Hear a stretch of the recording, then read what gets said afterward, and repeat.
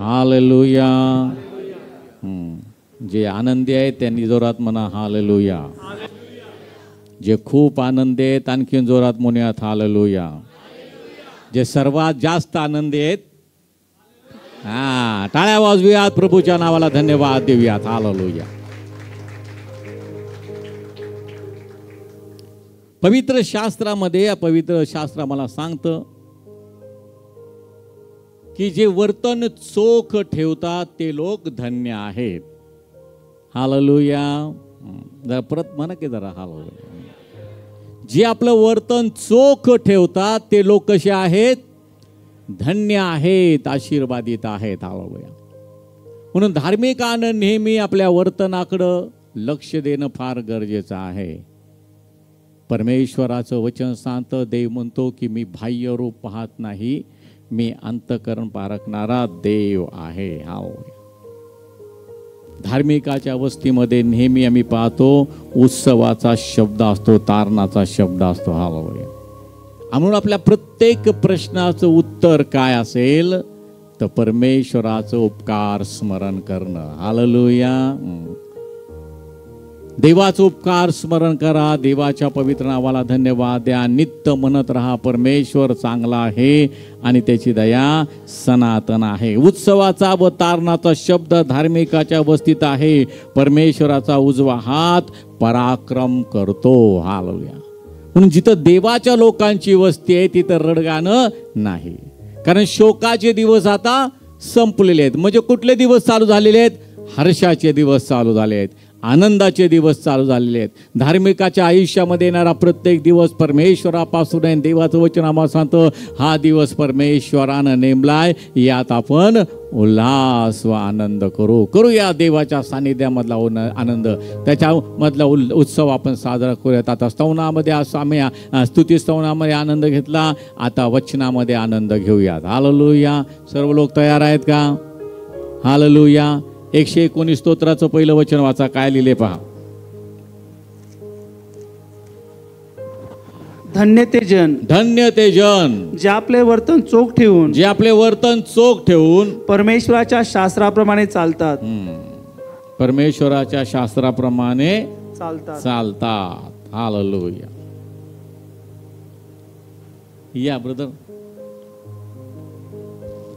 बंधू वानखेडे आज देवाच्या वचनातून मार्गदर्शन करतील. टाळ्या वाजवूयात, प्रभूला धन्यवाद देऊ.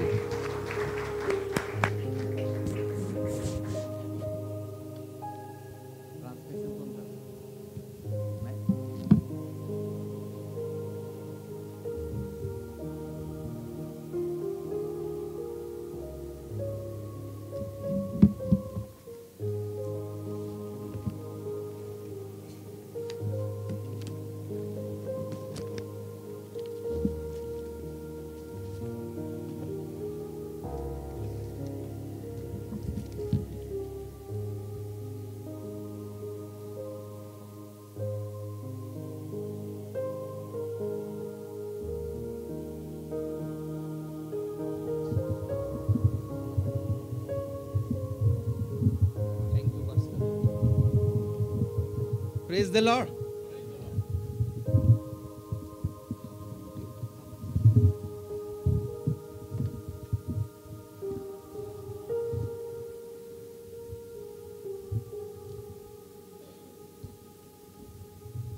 Praise the Lord. देवाची स्तुती हो.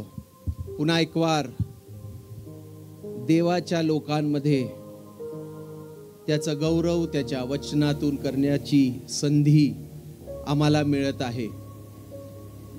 संधी ही मला जरी का वचन बोलायची मिळत आहे, पण वचन ऐकण्याची, म्हणजे जेवढं बोलणे आणि ऐकणे हे दोन्ही एकत्र होणाऱ्या कृती आहे. आणि देव या सर्व गोष्टींमधून मला आणि तुम्हाला आज आशीर्वादित करणार आहे. आमेन. आणि खरोखरच देवाच्या सानिध्यामध्ये उत्साह आहे, आनंद आहे. आणि त्याने आपल्या वचनाला ते मोठेपण, ते महत्त्व दिलेलं आहे. आणि प्रत्येक वेळेस देव आपल्या वचनाचं जे महत्त्व जे आहे ते प्रगट करत असतो. आज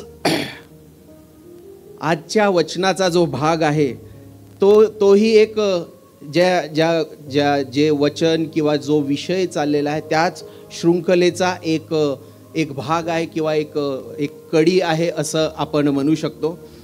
आणि मलाही त्या विषयावर बोलताना फार आनंद वाटत आहे, कारण ब्रदरांनी मागच्या वेळेस ब्रदर मकासरे बोलताना म्हणाले होते की बायबल जे आहे, पवित्र शास्त्र आहे, हे एक मॅरेज बुक आहे, लग्नाचं एक लग्नाचं पुस्तक, लग्नविधीचा ग्रंथ, म्हणजे असं आपण म्हणू शकतो. पण जेव्हा आम्हाला त्यातल्या सर्व गोष्टी कळतात तेव्हा आम्ही खचितच विश्वासाने आणि अनुभवाने हे म्हणू शकतो की खरोखरच बायबल जे आहे हे एक लग्नाचं पुस्तक आहे. मग लग्न म्हटल्यानंतर आम्हाला बऱ्याचशा गोष्टी याविषयीचा माहीत आहे. आणि लग्न ही बाब नेहमीच प्रत्येक लोकांना, विशेषतः पुरुष आणि एक स्त्री यांच्यासाठी हा आनंदाचा विषय आहे, आनंदाचा विषय आहे. आणि म्हणून आज हा जसा विषय हळूहळू पुढे जाईल आणि त्यातले जे गुपित, त्यातले रहस्य, त्याचा उलगडा जेव्हा जसा जसा होईल आणि खचितच ते आम्हाला आनंद देणारं असेल. आणि लग्न हा विषय नेहमी एक कल्पनेतला असतो. लग्न म्हटलं की आम्हाला आमचं लग्न आठवते. मग त्या लग्न म्हटलं म्हणजे खरोखरच आनंदाचा प्रसंग आहे. आमच्या लग्नात हे झालं होतं, असं झालं होतं, तसं झालं, मी त्या नवऱ्या मुलीला अशा रीतीने भेटलो, बोललो, हे मला चांगलं वाटलं. आणि वराकडचे लोक, वधूकडचे लोक, आणि हे सर्व जी बाब आहे, एकंदरीत बाब, हा एक बरेच दिवस चर्चेचा विषय असतो ना. जे लग्न झालेल्या सर्व लोकांचं हे उदाहरण आहे. का ना असावं? कारण ह्या जीवनातला एक मोठा विधी समारंभ आहे आणि त्यामधून, त्या प्रक्रियेमधून आम्ही गेलेलो असतो. आणि तसाच विधी आम्ही देवाची एक सामूहिक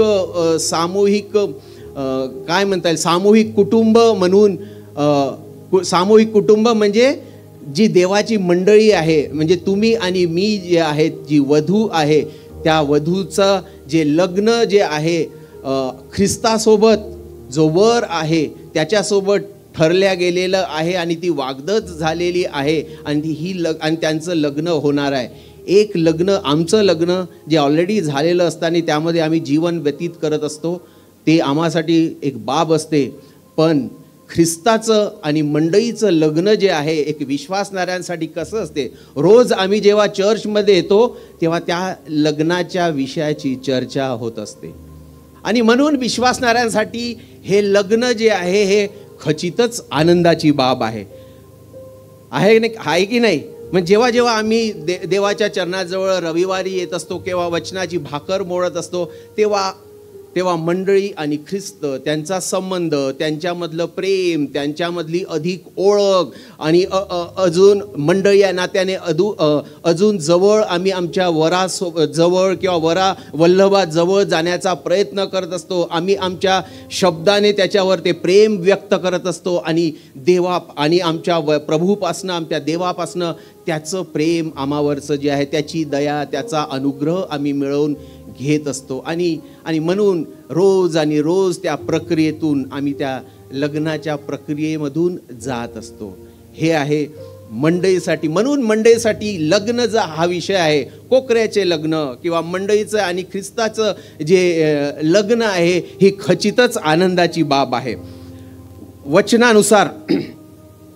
वचनानुसार त्याची जर व्याख्या करायची म्हटली तर, आणि म्हणूनच हे नेहमी आमच्या कल्पनेत असते, नेहमी चर्चा होत असते, नेहमी ते स्मरणात असते. आमचं वैयक्तिक लग्न आम्हाला जसं आठवत असते तसं आम्ही जेव्हा रोज मंडळीमध्ये येतो, वचनातून त्याविषयी अभ्यास करतो, देवाच्या वचनाविषयी, देवाविषयी, देवाच्या चांगुलपणाविषयी, देवाच्या प्रीतीविषयी,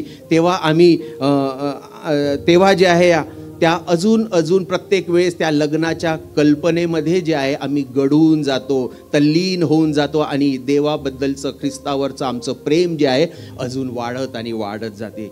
हे आहे लग्न. आणि अशाच लग्नाच्या बद्दल जे आहे आम्ही काही गोष्टी वचनातून शिकण्याचा आज प्रयत्न करणार आहोत. आणि देवाचा आत्मा त्याच्या वचनातून आम्हाला सर्व गोष्टी स्पष्ट करेल. जेव्हा धुसर असं अंधू असं आता आम्हासाठी काही राहणार नाही, सर्व काही आम्हाला देव स्पष्ट करेल, कारण हे देवाचं वचन आहे. म्हणून बायबलनुसार जो आहे लग्न हा एक करार आहे आणि करार जो आहे तो बहुमूल्य करार आहे.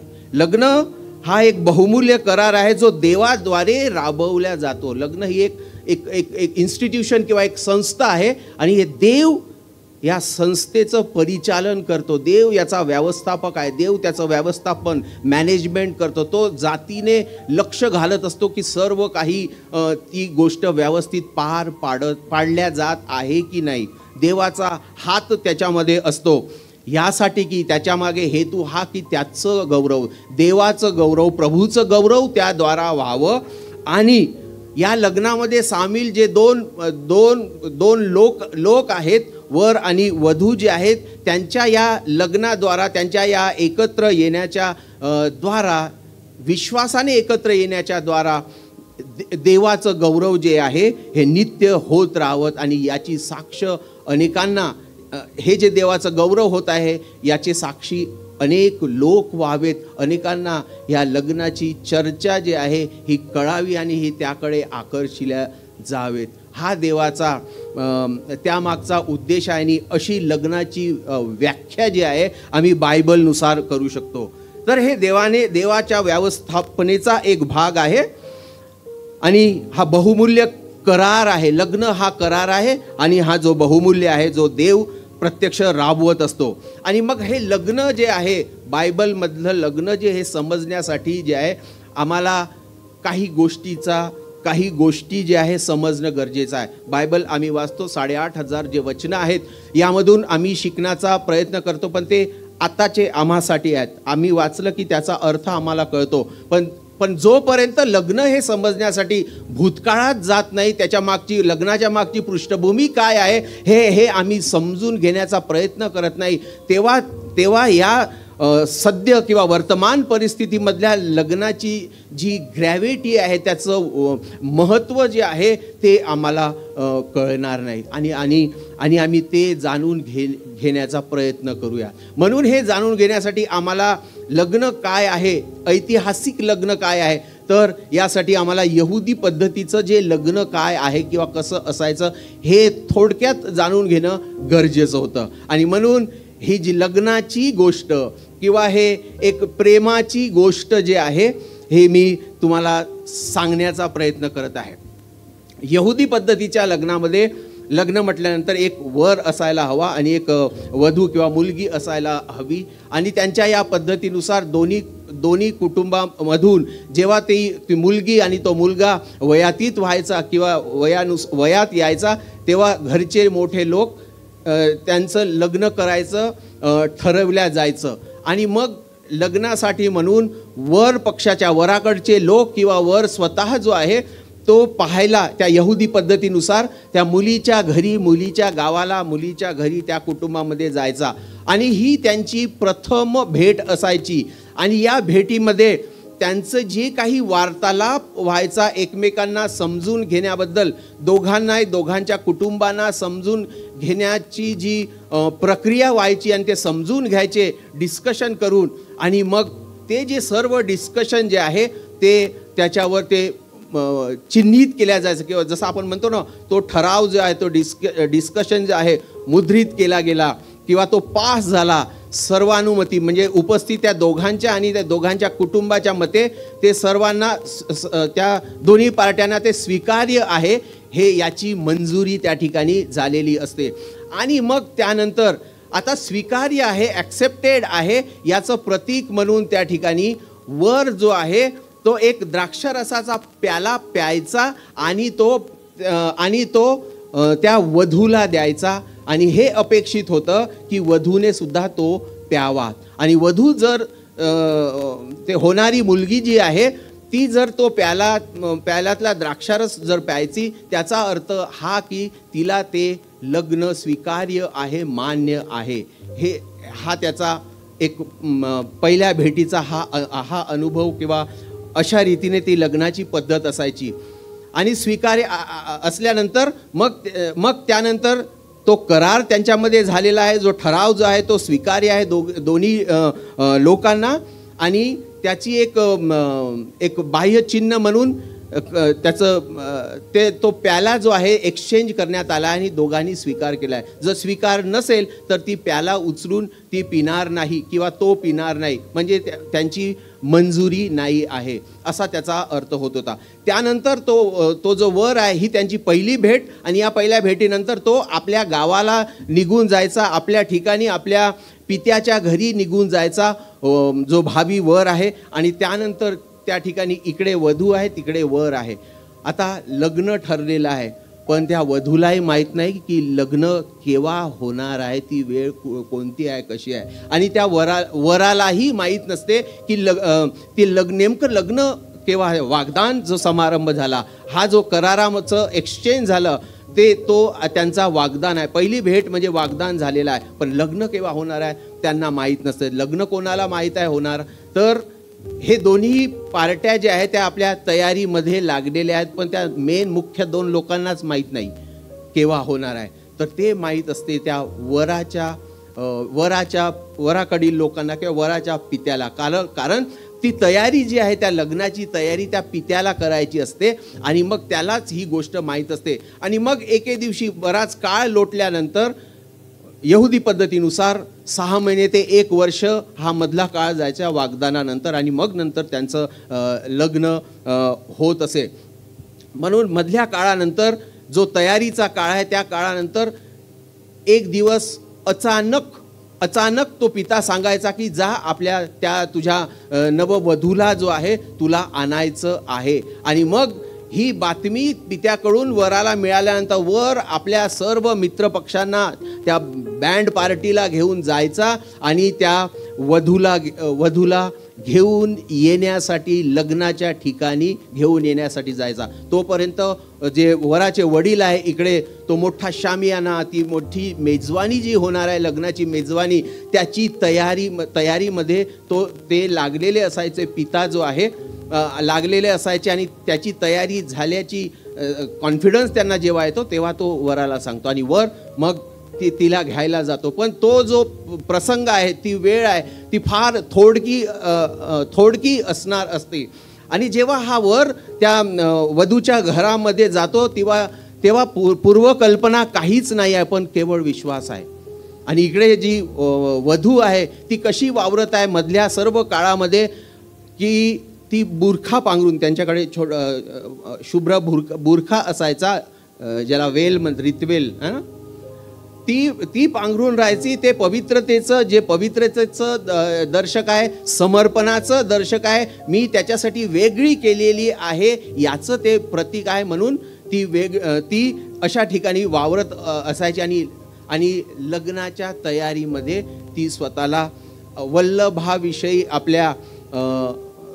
वल्लभाविषयी विचार करत भावी लग्नाबद्दलचे स्वप्न उत्तम रीतीने रंगवत ती तयारीत असताना, म्हणजे घरचे कामं आणि भावी जीवनासाठी जे काही करायचं आहे त्याची तयारी तिच्या घरचे लोक जे आहे तिच्याकडून खचितच करवून घेत असतात. अशा रीतीने प्रिपरेशन त्या ठिकाणी तिचंही चाललेलं आहे. वराचं प्रिपरेशन नाही आहे. वर फक्त जेव्हा ती वाणी ऐकेल त्याच्या वराकडून तो सरळ तिला घ्यायला येणार, अशी त्यांची पद्धत होती. आणि मग असं सांगण्यात आलं आहे की जेव्हा मी येईल तेव्हा मोठा आवाज होईल, मोठा ध्वनिनाद होईल, आणि त्या आवाजानेच तुला ओळखायचं आहे की मी आलो आहे, वर आला आहे. हा आवाज, हा मोठा ध्वनिनाद तुमच्या कानी पडेल आणि मग वधूला ते समजेल. इतका वेळ ती म्हणजे वाट पाहत आहे, पण ती मात्र विश्वासामध्ये आहे. आणि म्हणूनच त्याचा येण्याचा प्रसंग हा नेहमी रात्रीच्या वेळे असेल. मग रात्रीच्या वेळे सुद्धा येत असताना, सर्व दिवे मावळलेले असताना सुद्धा एक पुरती ओळख त्यांची झालेली आहे. पहिलीच एकमेव भेट झालेली आहे, तरी पण ते एकमेकांना ओळखणार असा विश्वास मात्र त्यांच्यामध्ये असणार आहे. आणि म्हणून तो वर जो आहे ते वधूला नेमकं ओळखणार आहे आणि वधू सुद्धा आपल्या वराला नेमकं ओळखणार आहे.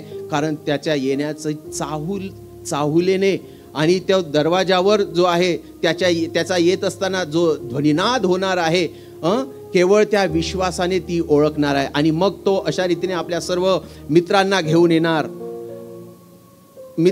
येणार आणि मग ह्या वधूला लग्नासाठी घेऊन जाणार. जिथे तो पेंडाल, जिथे जो मंडप, जिथे लग्नविधी होणार आहे, त्या पित्याने ती जागा तयार केलेली आहे, त्या ठिकाणी आता हे घेऊन जाणार. खूप मोठा हल्ला गुल्ला, शोरगुल, आवाज अशामध्ये आता या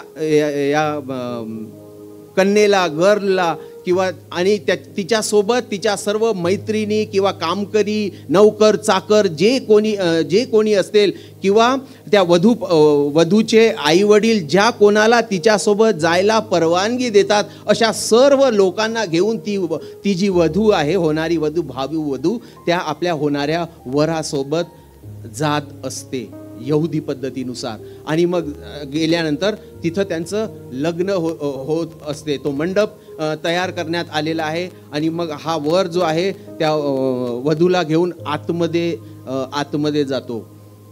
इकडे खूप मोठा हल्लागुल्ला झाला आणि गेलं तर आजूबाजूच्या लोकांना पण कळते, अरे काहीतरी झालाय, खूप मोठा शोर शराबा जो आहे तो झालेला आहे.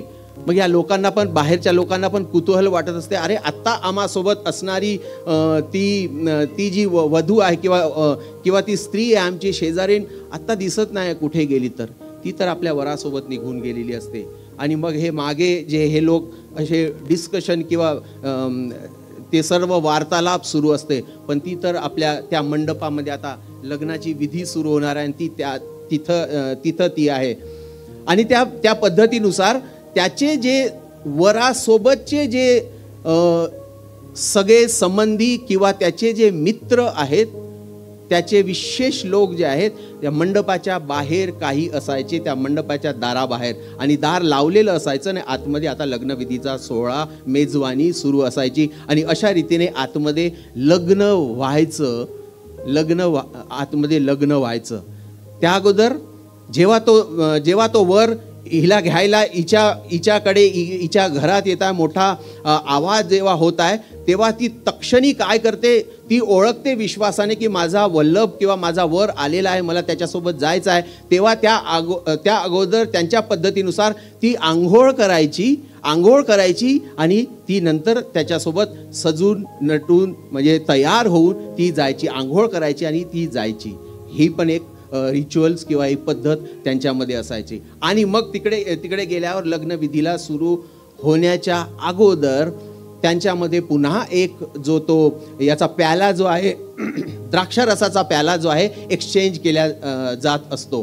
आणि ते दोघंही त्या ठिकाणी घेतात आणि मग त्यांची विधी होते. आणि विधी झाल्यावर जो आहे तो जो वर बाहेर येतो, दार वाजवतो. त्याचे जे मित्र बाहेर आहेत तो त्यांना दार उघडण्यासाठी सांगतो. आणि जेव्हा दार उघडल्या जाते तेव्हा त्या मित्राला फार हर्ष होतो, कारण तो घोषणा करतो, तो डिक्लेअर करतो वर की लग्न झालेलं आहे, वधू आता वराची आहे. लग्न झालेलं आहे आणि वधू जी आहे ती वराची आहे. हे डिक्लेरेशन झाल्यानंतर त्या मित्रांना जे आहे बाहेर, दाराच्या बाहेर जे आहेत, आता दार उघडलेलं आहे आणि दाराच्या बाहेर असलेल्या मित्रांना ते कळते आणि त्यांना फार आनंद होतो. कारण ते वराकडे जे लोक आहेत, वराचे मित्र आहेत, वराचे सगळे संबंधी आहेत आणि त्यांना तो आनंद होतो. आणि तो आनंद जे आहेत ते बाहेर उभे, अजूनही बाहेर लग्न मंडपाच्या बाहेर लोक उभे आहेत. त्यांची पण इच्छा होती त्या लग्नाला यावं, त्यांना हे सांगण्यासाठी. असा हा विधी, अशी ही यहुदी पद्धत. इथे एक गोष्ट, एक प्रेमाची गोष्ट, एक लग्नाची गोष्ट संपते. आता आपण देवाच्या वचनातून तंतोतंत बघण्याचा प्रयत्न करणार आहोत की हे लग्न बायबलमध्ये कसं गाजल्या जाते. का वराचं लग्न आणि वधूचं लग्न म्हणजे मंडळीचं लग्न आणि ख्रिस्ताचं लग्न असंच होते का, किंवा असंच होत आहे का, आणि अशाच रीतीने त्या पूर्णतेकडे जात आहे का. आपण देवाच्या वचनातून ते बघण्याचा प्रयत्न करूया. लग्न व्हायसाठी एक वराची गरज आहे आणि देवाचे वचन आम्हाला काय सांगते? वर कोण आहे? ब्रदर वाचा. यशया 62:5 आणि यशया 54:5.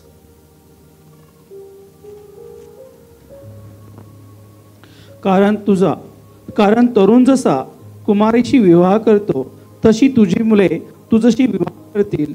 नवरा नवरी पाहून हर्षतो तसा तुझा देव तुला पाहून हर्षेल. देवाचा आणि त्याच्या मंडळीचा, देवाच्या लोकांचा हा संबंध आहे आणि लग्नाद्वारा विवाहाद्वारा ते एकत्र आल्याने त्याला आनंद होणार आहे. दोघांची स्वीकृती आहे, हे करारबद्ध अशा रीतीने ते होत आहे आणि हा करार दोघांनाही स्वीकार्य आहे.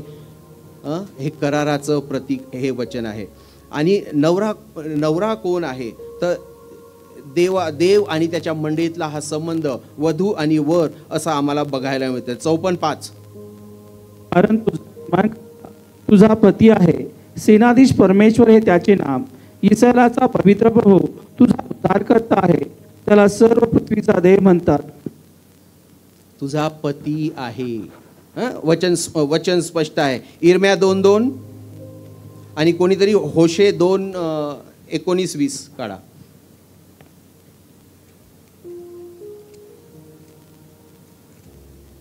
इर्म्या 2:2, होशे 2:19-20. जा, हे पुकारून यरूशलेमाच्या कानी पाड. परमेश्वर असे म्हणतो की तुझे तरुण्यातले प्रेम, वाढ निश्चयाच्या वेळचा तुझा अनुराग व रानात पडे स्थळी तुझे माझ्या मागून येणे यांचे मला स्मरण आहे. देवाला सर्व गोष्टीचे, त्या वाग्दत्त वधूबद्दलचे सर्व गोष्टीचे स्मरण आहे. होशे 2:19-20 मध्ये सुद्धा आम्हाला बघायला मिळते की मी तुला सर्व काळची वाग्दत्त करील असं देव त्या वचनात म्हणतो. सर्व काळसाठी वाग्दत्त करील. देव त्याच्या लोकांना सर्व काळसाठी वाग्दत्त करत आहे. यहेजकेल 16:8-14 वचनामध्ये आणि 59 आणि 60 वचनामध्ये. यहेजकेल 16,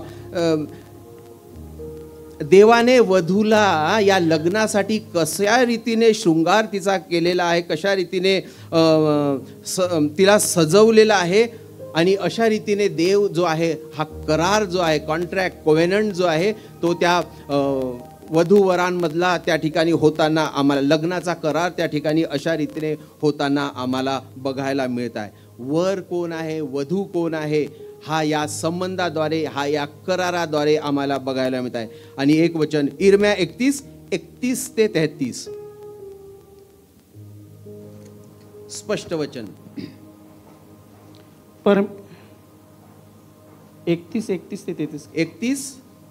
31 अध्याय 31 ते 33. परमेश्वर म्हणतो, पहा, असे दिवस येत आहेत की त्यात इस्रायलाचे घराणे व यहूदाचे घराणे यांच्याबरोबर मी नवा करार करेन. परमेश्वर म्हणतो, मी त्यांच्या पूर्वजांचा हात धरून त्यास मिस्र देशातून बाहेर आणले तेव्हाच्या कराराप्रमाणे हा करार व्हावयाचा नाही. मी त्याचबरोबर विवाह केला तरी तो माझा करार त्यांनी मोडिला. तर परमेश्वर म्हणतो, त्या दिवसानंतर इस्रायलाच्या घराण्याबरोबर जो करार मी करीन तो हा, मी आपले धर्मशास्त्र त्यांच्या अंतर्यामी ठेवीन. मी ते त्यांच्या हृदयपथावर लिहीन. मी त्यांचा देव होईन व ते माझे लोक होतील. जो मिस्रामधून बाहेर आणला ते करारबद्ध, विश्वासाने करारबद्ध झाले आहेत, पण त्यांनी ते लोकांनी, देवाच्याच लोकांनी म्हणजे वधूने तो करार मोडलेला आहे याची प्रचिती देवाला तिथे येत आहे. पण तो करार, मी लग्नाचा करार मी तुमच्यासोबत केलेला आहे किंवा केलेला होता, पण तोही आता पूर्ण होताना दिसत नाही आहे. म्हणून मी आता तुम्हासोबत नवा करार करील. देवासोबतचा हा अनुभव प्रत्यक्ष देव आणि देव परमेश्वर आणि त्याचे लोक, इस्रायली लोकांसोबतचा हा जो संबंध, वधूवराचा संबंध, असा एक वचनाद्वारा आम्हाला बघायला मिळत आहे की तो मोडकळीस येत आहे. जरी का तो लग्नाचा संबंध, लग्नाचा करार होता, तरी तो मोडकळीस येत आहे. आणि म्हणूनच देव स्वतः पुन्हा त्याची पूर्णता किंवा त्याचं रिस्टोरेशन करताना, आम्हाला पुनर्स्थापना करताना आम्हाला बघायला मिळत आहे की मी पुन्हा एक नवा करार करील म्हणून उत्पत्ती आणि एक वचन वाचा, योहान 3:29.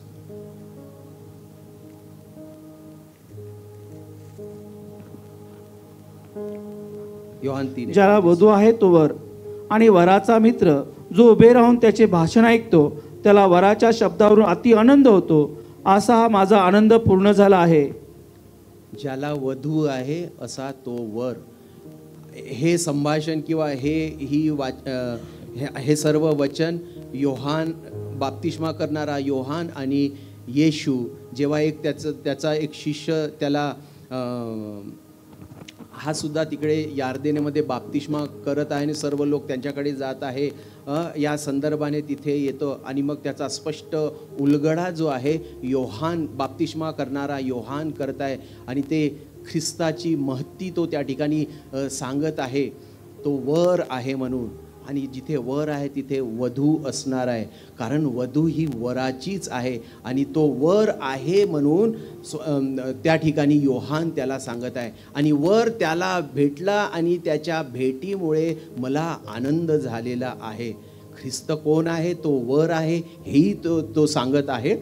आणि योहानाला जो मित्र म्हणून, त्याचा जवळचा म्हणून, त्याच्या भेटीने आनंद होणार आहे, किंवा वर आणि वधूच्या भेटीने आनंद होणार आहे. कारण माझ्या मागून येणारा तो, मी त्याच्या पायाचा बंध सोडवण्यासुद्धा लायक नाही आहे. तो तुमचा बाप्तिस्मा पवित्र आत्म्याने करेल, मी तर पाण्यानेच करतो.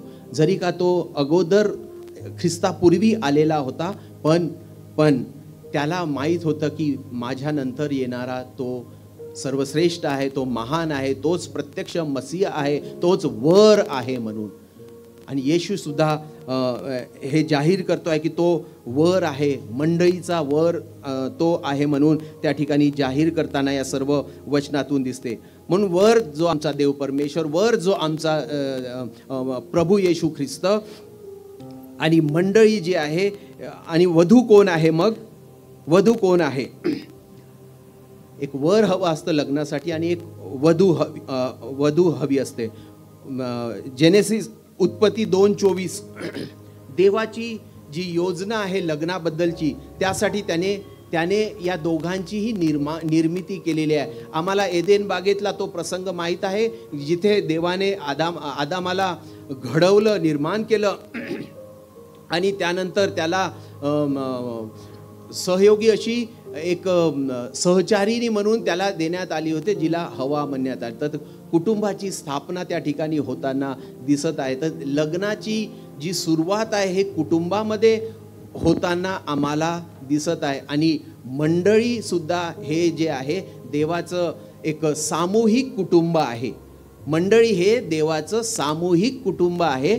आणि वैयक्तिक आमचे जे कुटुंब आहे, विश्वासणाऱ्याचे जे वैयक्तिक कुटुंब आहे, याची स्थापना इथूनच होत असते, इथून होत असते. हे या सर्व वचनातून देव दाखवून देत आहे की वधू कोण आहे, वधू कोण आहे म्हणून. आणि इफिस 5:32 आणि 33 वधूबद्दलचं रहस्य जे आहे त्याचं रहस्य उद्घाटन जो आहे त्या ठिकाणी करत आहे. इफिस 5:32-33 हे गुज मोठे आहे, हे मी ख्रिस्ताविषयी व मंडळीविषयी बोलतो. तथापि तुम्ही प्रत्येक जणाने जशी स्वतःवर तशी आपल्या बायकोवर प्रीती करावी आणि बायकोने आपल्या नवऱ्याची बीड राखावी. ख्रिस्त जो आमचा प्रभू, त्याचा मंडळीशी असणारा संबंध जसा एक नवरा आणि त्याची पत्नी, त्यांचा संबंध, या दोघांमध्ये कशी समानता आहे, हे सर्व या गोष्टीचं रहस्य उद्घाटन जे आहे या वचनातून देव स्वतः आम्हाला करून देतो. यावरून हे सिद्ध होते की मंडळी ही जी आहे ही ख्रिस्ताची वधू आहे आणि वर जो आहे तो आमचा प्रभू येशू ख्रिस्त आहे. म्हणून त्याने प्रीती करा म्हणून म्हटलेलं आहे. लग्नाची मूळ गरज जी आहे किंवा आधार जर काही असेल तर प्रीती आणि प्रीती आणि प्रीती हेच आहे. देवाने जगावर एवढी प्रीती केली की त्याने आपला एकुलता एक पुत्र दिला. त्या प्रीतीचा आधारस्तंभ, त्या वधस्तंभावर जो आहे तो आधारस्तंभ जो आहे तयार झालेला आहे, निर्माण झालेला आहे. आम्हावर देवाची प्रीती होती, त्या वल्लभाची किंवा वराची प्रीती होती, म्हणून त्याने एक मोठी किंमत दिली. जे सर्व वेदनातून तो गेला ते सर्व काही होऊ दिलं, कारण देवाचं आम्हावर प्रेम होतं. देवाच्या दृष्टीने बघायचं झालं किंवा प्रभूच्या दृष्टीने बघायचं झालं तर प्रभूने आपलं सर्वस्व दिलं आणि देवाचं आम्हावर प्रेम होतं म्हणून त्याने आपल्या एकुलत्या एकाला दिलं. वेदना तर त्यालाही झाला, वेदना तर पित्याला पण झाला, पण हे सर्व जे होत आहे हे केवळ आम्हावरील प्रीती खातर होत आहे. कारण प्रीतीनेच हा संबंध जे आहे, वर आणि वधूचा हा संबंध पित्याला जोडायचा आहे आणि याची कोनशिला किंवा आधारस्तंभ म्हणजेच तो वधस्तंभ आणि वधस्तंभावरचं कार्य जे प्रीतीच्या द्वारा पूर्ण झालं. लग्नाची बेसिक आधार जो आहे वधस्तंभावर पूर्ण होताना आम्हाला दिसत आहे, ज्याचा आधारस्तंभ किंवा मुख्य गरज जे आहे प्रेम.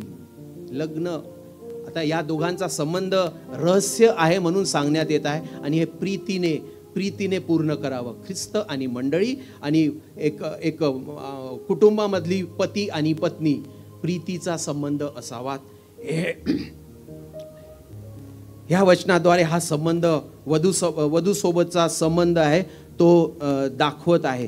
तर अशा रीतीने जे आहे वधू आणि वरांचे संबंध आणि त्यांची स्वतःची तयारी झालेली आहे आणि म्हणूनच आता ते करारबद्ध लग्नाद्वारा ते करारबद्ध होत आहे. वर कोण आहे, वधू कोण आहे आम्हाला कळलं आणि ते स्वतः तयार आहेत, वयातीत झालेले आहेत, लग्नासाठी तयार आहेत आणि म्हणून आता त्याच्या मोठे लोक जो आहे, पिता जो आहे, आता ते लग्न त्याने लावून दिलेलं आहे किंवा लावल्या जात आहे. पुन्हा एक वचन वाचू वधूबद्दल 19:7 रिव्हेलेशन 19:7. आपण आनंद व उल्हास करू व त्याचे गौरव करू, कारण कोकऱ्याचे लग्न आले आहे आणि त्याच्या नवरीने स्वतःला सजविले आहे. आपण आनंद व उल्हास करू कारण कोकऱ्याचे लग्न निघाले आहे आणि त्याच्या नवरीने स्वतःला सजविले आहे. तयारीच्या वेळामध्ये आहे, लग्न लागत आहे आणि ती आता तयार झालेली आहे आणि लग्न असल्यामुळे मोठा आनंद उल्हास त्या ठिकाणी आहे. नाही, खचितच लग्न म्हटलं की उत्साह आनंद आहे आणि ती वधू मंडळी ही वधू आहे म्हणून तिला त्या आनंद होत आहे. एक वचन 2 करिंथ 11:2. एक पिता म्हणून करिंथकराच्या मंडळीचा एक प्रेषित आणि एक पिता म्हणून पौल त्या मंडळीला काय सांगत आहे एक पिता म्हणून. फार सुंदर वचन आहे ते. मला ईश्वरी आस्थेप्रमाणे तुम्हाविषयी आस्था वाटते, कारण मी एका पतीबरोबर तुमची योजना केली आहे यासाठी की तुम्हाला शुद्ध कुमारी असे ख्रिस्ताला सादर करून द्यावे. वंडरफुल, देवाची स्तुती हो. कारण त्याला आस्था आहे, त्याचा जिव्हाळा आहे, हा त्याचा मानस आहे, ही त्याची प्रार्थना आहे त्या करिंथकराच्या मंडळीबद्दल आणि त्यासाठी तो देवाजवळ प्रार्थित आहे कसं व्हावं म्हणून. आणि ही गोष्ट सांगत असताना ही त्याची इच्छा आहे, ही त्याची प्रार्थना आहे की मंडळीचा असा संबंध आपल्या ख्रिस्ताबरोबर असावा म्हणून. आणि त्याने आपल्या उभ्या आयुष्यात पौलाने जेवढ्या हालअपेष्टा सहन केल्या, तो खूप मोठा विद्वान होता वगैरे वगैरे, पण सर्व काही त्यांनी हे संबंध मंडळीमध्ये प्रस्थापित व्हावे, अशा संबंधाने मंडळी आणि ख्रिस्त जुळलेला असावात म्हणून मी तुमचं वाग्दान लावून देत आहे, अशी माझी आस्था आहे, असा माझा विश्वास आहे, असं म्हणून पाऊल त्या ठिकाणी म्हणत आहे.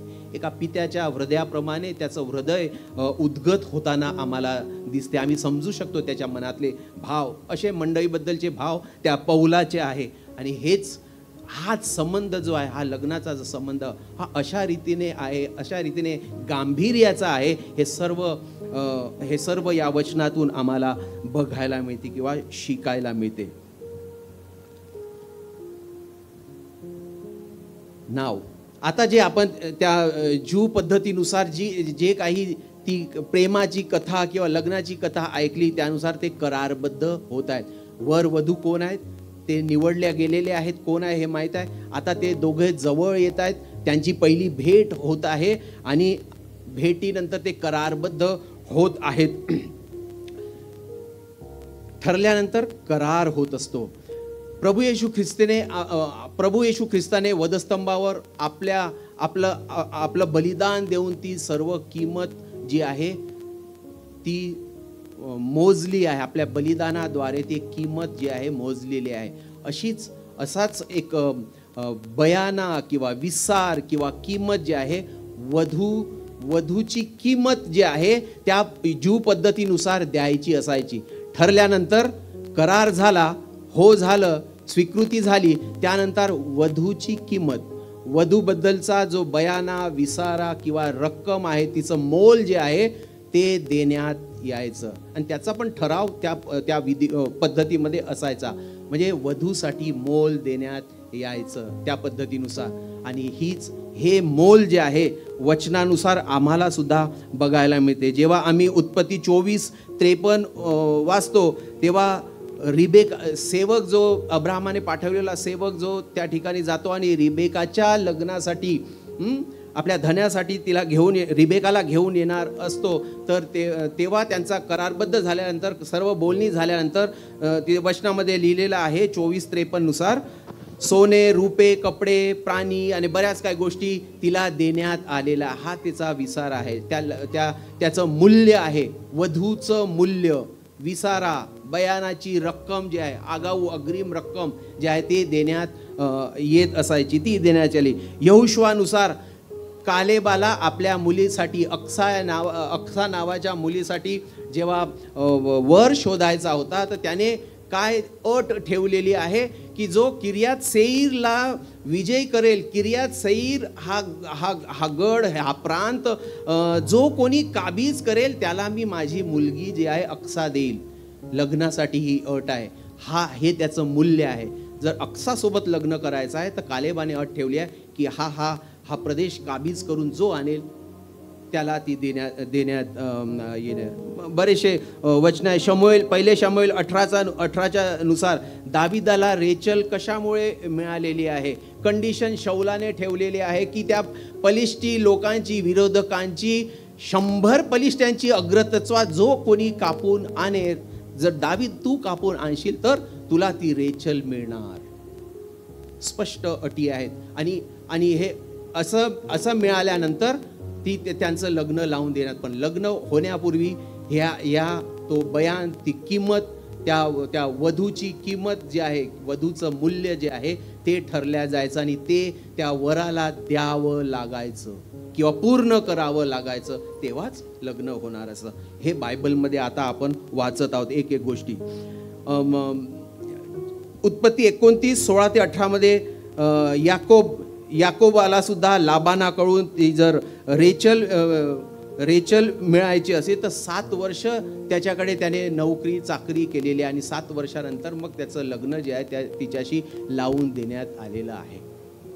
तर ह्या सर्व गोष्टीमधून आम्हाला मिळते की वधूचं एक मूल्य असायचं आणि ते मूल्य वेगवेगळ्या मार्गाने, पैशाच्या रूपात, सोन्या रूपात, कपड्याच्या रूपात, संपत्तीच्या रूपात, प्रदेश जिंकून, काम करून, नोकरी चाकरी करून, राबवून ते पूर्ण करावं लागायचं. या सर्व लोकांनी ते पूर्ण केलं तेव्हा कुठं त्यांना इच्छित अशी वधू मिळालेली आहे. आमचा वल्लभ, मंडळीचा वल्लभ प्रभू येशू ख्रिस्त सुद्धा हे सर्व करार जो आहे त्याने त्या वधस्तंभावर पूर्ण केलेले आहे. आणि स्वतःच्या रक्ताच्या द्वारा, शरीराच्या द्वारा किंमत देऊन जो विसार आहे, हा जो बयान आहे, मंडळीसाठी अग्रिम रक्कम जे आहे, मूल्य जे आहे देऊन वधस्तंभावर हे बहुमूल्य स्वतःचं बलिदान देऊन ती रक्कम त्याने अग्रिम दिलेली आहे. आणि आता तो येणार आहे. आणि तिकडे सुद्धा पहिल्या भेटीनंतर तो यहुदी पद्धतीमध्ये तो वर जो आहे जायचा आणि तयारीमध्ये यायचा. आणि तेव्हापर्यंत त्याला माहीत नसायचं की मी केव्हा येणार आहे आपल्या पत्नीला घेऊन जायसाठी. अशा रीतीने जेव्हा आम्ही या सर्व वचनातून बघतो तर ज्या वचनामध्ये आम्ही देवाला त्या लोक कसे वागत होते आणि देवाला तो लग्नाचा करार त्याने केला होता. जरी का मिस्रामधून विश्वासाने त्याने विश्वासाचा करार करून त्या लोकांना बाहेर आणलं होतं, त्याची इच्छा होती की मी त्यांच्यासोबत लग्नाचा करार करावा म्हणून, पण तो करार त्या इस्रायली लोकांनी, देवाच्या लोकांनी मोडला. आणि म्हणून आता त्या देवाची इच्छा आहे की मी नवा करार त्याच्यासोबत करेल. मंडईचा वल्लभ प्रभू येशू ख्रिस्त आमचा वर जो आहे तो स्वतःचा सर्वस्व देऊन, त्याने रक्कम देऊन, कराराची पूर्तता करून, सर्व काही पूर्ण झालेले आहे, नियमशास्त्र आणि सर्व गोष्टीची पूर्तता करून, खोडला नाही, त्याने काहीच खोडला नाही किंवा काहीच अपुरं ठेवलं नाही. तर सर्व गोष्टीची, सर्व कराराची पूर्तता करत करत त्याने आपल्या वधूला मिळवलेला आहे, वेगळं करून त्याने ठेवलेलं आहे. तुम्ही या जगामध्ये आहेत पण जगाचे नाही, तर तुम्ही वेगळे केलेले आहे. तुम्ही ख्रिस्ताची दुल्हीन, ख्रिस्ताची वधू आहात आणि तुम्ही वेगळं केलेलं आहे. तिकडे ती पद्धत, इकडे आज आम्ही या लग्नविधीमध्ये एक स्वतः वधू म्हणून वावरत आहोत आणि या सर्व वचनातून आम्ही त्या प्रक्रियेतून जात आहोत. आणि आम्ही असे देवाचे म्हणजे ब्लेसेड, आशीर्वादित ते लोक आहोत या सर्व वचनातून आम्हाला बघायला. तर प्रभू येशू ख्रिस्ताने सर्व काही कंप्लाय केलेलं आहे, म्हणजे सर्व काही पूर्ण केलेलं आहे, सर्व काही कराराचं पालन केलेलं आहे आणि पूर्ण केलेलं आहे आपलं बहुमूल्य रक्त सांडवून. आणि 1 कोरिंथ 6:20, कारण तुम्ही खंडून विकत घेतलेलं आहे. तुम्ही स्वतःचे नाही, तर तुम्ही खंडून विकत घेतलेले आहे. आता तुम्ही तुमचे नाहीत, तुम्ही खंडून विकत घेतले. 1 कोरिंथ 6:20, कारण तुम्ही मुलाने विकत घेतलेले आहात, यास्तव तुम्ही आपल्या शरीराने देवाचे गौरव करा. कारण आता तुम्ही तुमचे नाही, तर तुम्ही ख्रिस्ताचे आहे. मंडळी नात्याने, वधू या नात्याने तुम्ही ख्रिस्ताचे आहे, कारण तुम्ही तुमचं मोल जे आहे देण्यात आलेलं आहे. ती पद्धत, तशीच्या तशी पद्धत आजही देव वापरत आहे आणि आपला करार पूर्ण करत आहे. 1 पेत्र 1:18, आणि तो रक्ताच्या द्वारा तो करार स्थापित केला आहे. म्हणजे सर्व करार जे आहे प्रभू येशूने पाडलेले आहे, पूर्ण केलेले आहे. वाडवडील माणसांच्या परंपरेने चालत आलेल्या आपल्या व्यर्थ वागणुकीपासून सोने, रुपे अशा नाशवंत वस्तूंनी नव्हे. 1 पेत्र 1:18 तर निष्कलंक व निर्दोष कोकरा असा जो ख्रिस्त, त्याच्या मूल्यवान रक्ताने तुम्ही मुक्त झाला आहात, हे ध्यानात ठेवा. स्पष्ट क्लिअर वचन आहे, समजण्याजोगा आहे. म्हणून ख्रिस्ताने हा करार जो आहे स्वतःच्या रक्ताने पूर्ण केलेला आहे आणि आता तुम्हाला त्या रक्ताच्या योगे खंडून विकत घेतला आहे. 1 कोरिंथ 11:25, आणि हा करार आता कसा आहे, तिकडे जुन्या करारामध्ये आम्ही वाचला की आता मी तुम्हासोबत नवा करार स्थापन करीन, असं देव परमेश्वर त्या ठिकाणी म्हणत आहे. 11:25 ना? 11:25. मग भोजन झाल्यावर प्याला घेऊन त्याने तसेच केले आणि म्हटले, हा प्याला माझ्या रक्तात नवा करार आहे. जितकेदा तुम्ही हा पिता, तितकेदा माझ्या स्मरणार्थ हे करा. माझ्या रक्तात हा नवा करार आहे. सर्व करार पूर्ण करत आलेला आहे. आणि जो त्या इर्मया 31 ते 33 यामध्ये जो करार अपुरा राहिला होता, आणि देव त्या ठिकाणी म्हणत आहे जुन्या करारामध्ये की आता मी तुम्हासोबत नवा करार करील. आता तो देव परमेश्वर स्वतः प्रत्यक्ष त्रैक्य देवामधला देव परमेश्वर म्हणजेच प्रभू येशू ख्रिस्त आता नवा कराराची स्थापना करत आहे. तो करार पूर्ण करताना आम्हाला दिसत आहे. तुम्ही नव्या कराराचे लोक आहे. तो नवा करार जो आहे, लग्नाचा तो करार जो आहे प्रभू येशू पूर्ण करताना दिसत आहे. आणि तो करार रक्ताद्वारा आहे. नवा करार हा रक्ताच्या द्वारा आहे. रक्ताच्या द्वारा तो स्थापिलेला आहे. या सर्व वचनातून देव आम्हाला बघायला मिळते. लग्नासाठी यहुदी पद्धतीनुसारचा जो करार होता, तो करार प्रभू येशूने आजच्या मंडळी आणि आजच्या वर आणि वधूने, विश्वासणाऱ्या वर आणि वधूने अशा रीतीने तो करार जो आहे नवा करार आहोत. नव्या कराराचे तुम्ही वर वधू आहोत. आणि ते नव्या करार पूर्ण होताना आम्हाला दिसत आहे. आणि पुढे म्हटलेलं आहे की माझ्या माझ्या स्मरणार्थ हे करा. जेव्हा प्रभू हे वचन आम्ही वाचतो तेव्हा म्हणजे ही वारंवार मंडळी जेव्हा प्रभूमध्ये एकवटते, त्या मेजामध्ये सामील होते, तेव्हा ते अभिवचन देत असते जे येशूने त्यावेळेस त्या ठिकाणी त्या घरामध्ये वधस्तंभावर जाण्याच्या अगोदर दिलेलं आहे. आणि माझ्या स्मरणार्थ हे तुम्ही नित्य करत राहा, माझ्या स्मरणार्थ हे करा. मंडळी आजही ते नित्य करत आहे. मंडळी आजही जेव्हा एकत्रित होते त्यावेळेस देवाच्या स्मरणार्थ हे करत असते. आणि हा परिपाठ जे आहे देवाने लावून दिलेला आहे. मला तुम्हाला सांगू द्या, त्या पद्धतीनुसार पहिल्या भेटीमध्ये जो प्याला दोघांनी स्वीकृती म्हणून, एक चिन्ह म्हणून प्यालेला आहे, त्याची आठवण मी तुम्हाला करून देतो. तो प्याला म्हणजे प्रभू येशू ख्रिस्ताने वधस्तंभावर आम्हासाठी सांडवलेले रक्त, तो पहिला प्यालेला आहे, ज्याद्वारा आम्ही विश्वासाने त्याचा स्वीकार केला आणि आम्हाला तारण प्राप्त झालं. सुवार्ता आम्हापर्यंत आली आणि विश्वासाने आम्ही ती सुवार्ता जी आहे, वधस्तंभावरील देवाचं सामर्थ्य, अद्भुत कृत्य आणि त्या प्रभू येशू ख्रिस्ताला जसंच्या तसं आम्ही ग्रहण केलं. ती स्वीकृती, तो पहिला प्याला जो आहे आम्ही पूर्ण केलेला आहे. आणि पुढे मग माझ्या नावामध्ये हे करा आणि माझ्या स्मरणार्थ हे करा.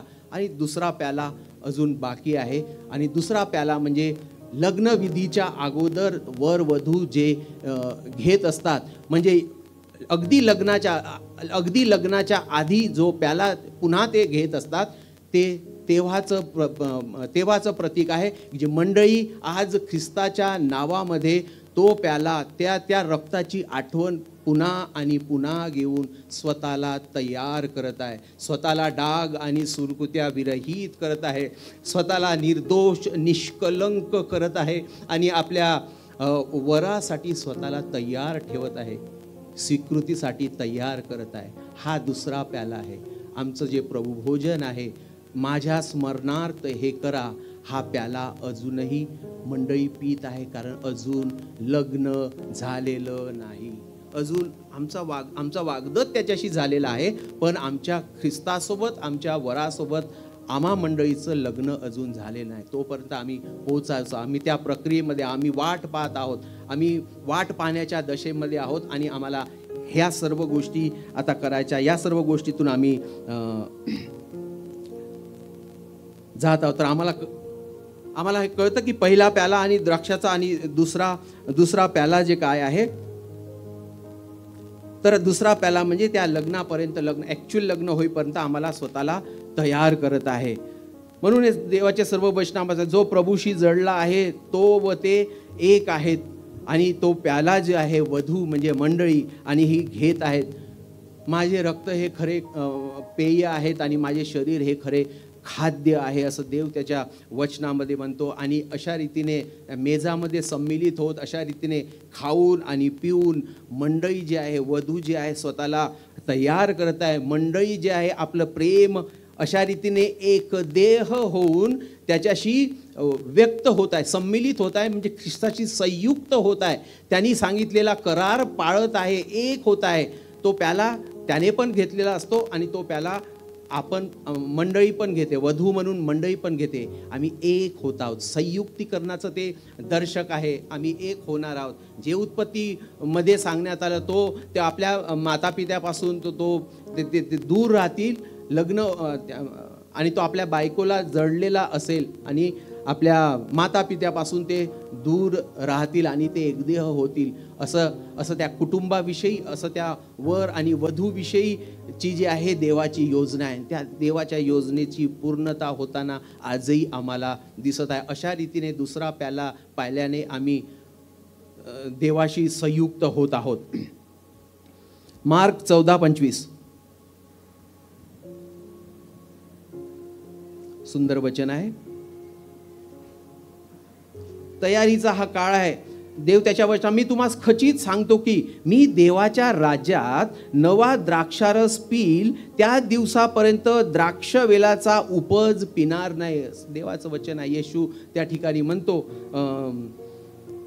मार्क 14:25 मध्ये येशू म्हणताय, मी तुम्हाला खची सांगतो, खात्रीने सांगतो, पुन्हा हा पिणार नाही.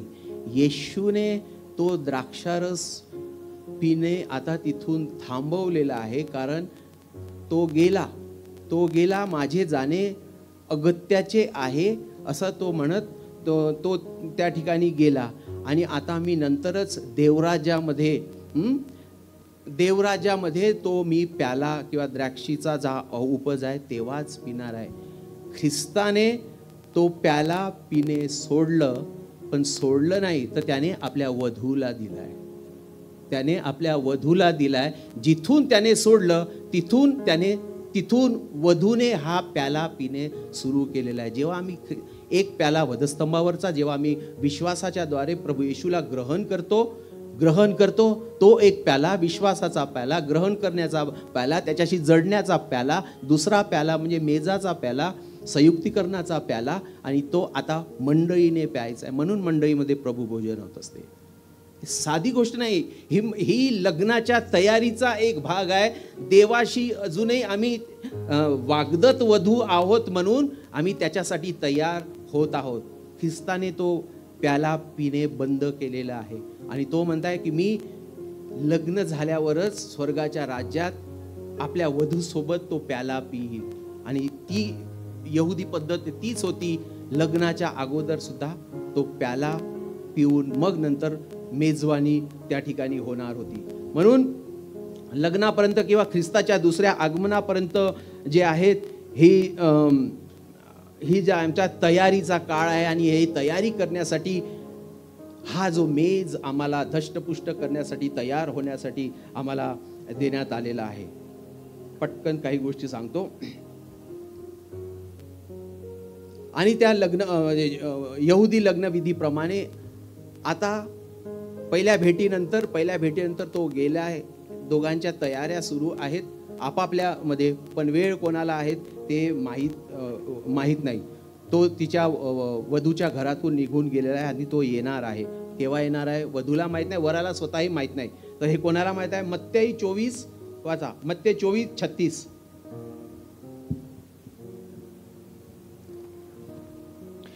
आणि 42 आणि 44 पण वाचा.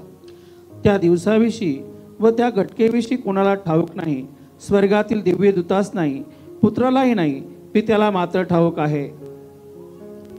42, 44. यास्तव जागृत राहा, कारण कोणत्या दिवशी तुमचा प्रभू येईल हे तुम्हास ठाऊक नाही. यास्तव तुम्ही सिद्ध व्हा, कारण तुम्हास वाटत नाही अशा घटकेस मनुष्याचा पुत्र येईल. स्पष्ट वचन आहे. तयारीचा काळ आहे. केव्हा येईल सांगून ठेवलेलं नाही. ती घटका केव्हा आहे ना वराला माहीत आहे, ना वधूला माहीत आहे, मंडळीला माहीत आहे, प्रभू येशूलाही माहीत नाही. ते फक्त पित्याला माहीत आहे. पिता लग्नाच्या तयारीत लागलेला आहे, कारण त्याच्या पुत्राचं लग्न आहे आणि तो विशेष रीतीने हे करू इच्छित आहे. आणि हे म्हणून हे दोघं तयारीत आहे. पण त्यापैकी जो वर जो आहे तो आरामात आहे, कारण त्याला पिता जेव्हा सांगण्यात येईल तेव्हाच त्याला जायचं आहे. आणि मग पुढे योहान 14:3. योहान 14.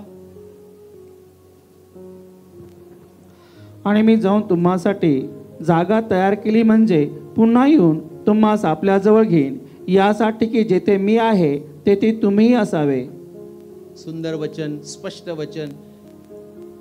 आता तो वधूपक्षाच्या घरून जेव्हा जो वर जातो, कशासाठी जातो? तर आता लग्न होणार आहे, त्यासाठी त्यांच्यासाठी जागा तयार करायला जातो. आणि मग नंतर मी तुला त्या जागेवर घेऊन जायला येईल. बरेचसे वचन आहेत याविषयी. माझ्या पित्याच्या घरात पुष्कळ जागा आहेत, पुष्कळ खोल्या आहेत. जर तसे नसते तर मी तुला सांगितले असते. कशासाठी? हेतू त्याच्या मागचा हा की जिथे मी आहे, जिथे वल्लभ आहे, जिथे प्रभू आहे, तिथे त्याच्या वधूने सुद्धा असावं, तिथे त्याच्या मंडळीने सुद्धा असावं. देवाच्या घरी, देवाच्या राज्यात, त्या स्वर्गामध्ये ही देवाची इच्छा आहे. हा त्याचा मानस आहे. हाच लग्नाचा खरा क्लायमॅक्स आहे. हा लग्नाचा खरा क्लायमॅक्स आहे की वर आणि वधूने तिथे राहावं म्हणून. म्हणजे हा केवळ गेला आणि असाच गेला नाही, मोकळा गेला नाही वर, तर तयारी करण्यासाठी गेलेला आहे. आणि इकडे वधूसुद्धा तयारी करत आहे. आणि हे फक्त देवपित्यालाच माहीत, आणि देवपिता जो आहे त्या पित्याचं काम आता अशा वेळेस आहे की त्या मेजबानीसाठीच्या कार्यामध्ये तो गुंतला आहे, आमंत्रण देण्यात गुंतला आहे आणि तो जागा जो आहे तयार करण्यामध्ये गुंतला आहे. आम्ही सुद्धा आजकालच्या लग्नपत्रिकेमध्ये बघतो ना की मिस्टर अँड मिसेस त्या आई वडिलांचं नाव असते. आपण लिहितो तुम्हाला आमंत्रित करण्यात, म्हणजे आई वडील, आम्ही कसं लिहिलेलं असते ते, इन्व्हायटिंग यू फॉर दिस, आमच्या मुलाच्या किंवा आमच्या मुलीच्या लग्नासाठी तुम्हाला आमंत्रित करत आहोत. तर जे निमंत्रण जे आहे, निमंत्रण कोणाकडून जात असते? हे नेहमी आईवडिलांकडून जात असते, मोठ्यांकडून जात असते, लग्न लहानांचं होत असते आपल्या घरामध्ये. तर तसंच या सर्व कार्यामध्ये जो आहे पिता जो आहे हा गुंतलेला आहे, कारण हे एक मोठं कार्य आहे. पित्याच्या दृष्टीने हे फार एक मोठं कार्य आहे आणि त्या तयारीमध्ये तो लागलेला आहे. पुत्राला तर केवळ वाट बघायची आणि मग वधू सुद्धा आपल्या तयारीमध्ये आहे. वधूची तयारी कशी आहे आता? इफिस 5:26 आणि 27.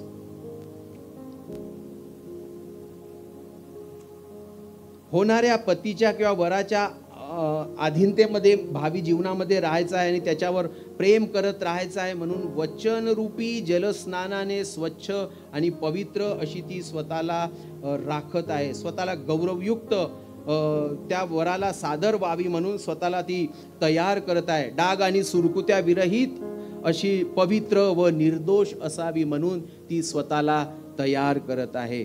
इफिस 5 आणि 26-27 केवळ त्या 22 पासून तर त्या 30 वचनापर्यंत त्या ख्रिस्ती मंडळी किंवा पती पत्नी यांचा संबंध आणि त्या सर्व गोष्टी त्या ठिकाणी सांगितलेल्या आहे. एकंदरीत वधूने कसं असावं आणि तिची तयारी, मागचा उद्देश काय आहे, या सर्व गोष्टी या वचनामध्ये सांगितलेल्या आहे.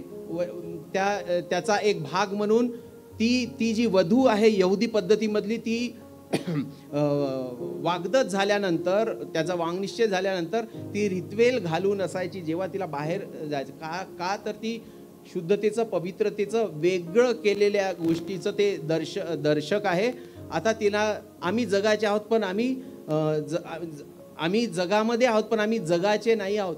जगाच्या वहिवाटीप्रमाणे आम्हाला राहायचं नाही, वागायचं नाही आहे. जगाचा प्रभाव आम्हावर पाडू द्यायचा नाही, तर नेहमी आम्हावर आमच्या वल्लभाचा आणि त्याच्या प्रीतीचा प्रभाव, त्याच्या वचनाचा प्रभाव आम्हावर पडलेला असावा किंवा राहावा, अशा रीतीने आम्हाला जगायचं आहे. अशा रीतीने ती जी वधू आहे ती जगत आहे. म्हणून ते पवित्रतेचं दर्शक आहे. ती स्वतःला एक्सपोज करत नाही जगामध्ये, तर ती वेगळी केलेली आहे. रक्ताने आणि मोल देऊन ती वेगळी केलेली आहे. म्हणून ती प्रेशियस आहे.